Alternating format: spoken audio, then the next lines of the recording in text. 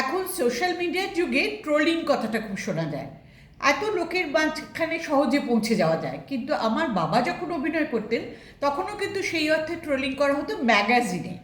আমি অবশ্য একজন কৌতুক শিল্পীর মুখেই শুনেছি বলতে, আমার বাবা সম্বন্ধে বলছে যে ওনার একটা অ্যাডভান্টেজ হলো উনি বাঙাল ভাষায় কথা বলেন, তাই জন্যই জনপ্রিয়। কিন্তু আপনাদের জ্ঞাতার্থে জানাই যে বাবা যত ছবি করেছেন তার অর্ধেক হলো বাঙাল ভাষায়, অর্ধেক হলো এদেশি কথায়, মানে যেটা আমরা এখন কথা বলছি। আর সেই জনপ্রিয়তার তুঙ্গে যেসব ছবিগুলো ছিল, যেমন ধরুন জমালয় জীবন্ত মানুষ, তার একটা ডায়লগ বলি আপনাদের। যেমন যখন নাচ শেখাচ্ছে তখন জিজ্ঞেস করছে, গুরুদেব এই নাচটার নাম কি?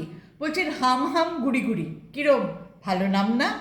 বা ধরুন আশিতে আসিও নাতে যখন উনি যুবক হয়ে গেছেন জলে ডুবে, তখন যখন ওনাকে ধরার চেষ্টা করা হয়েছে, উনি পুকুরে ডুব দিয়ে ডুব থেকে উঠে বললেন, আমি এখন তো জল পুলিশের আন্ডারে, তোমরা তো ধরতে পারবে না।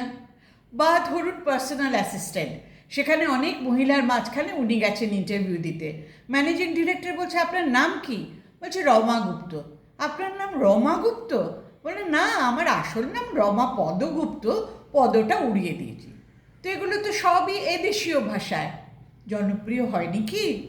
আপনাদের কি মত? কমেন্টে জানাবেন কিন্তু। আর হ্যাঁ, ফলোতে ক্লিক করবেন।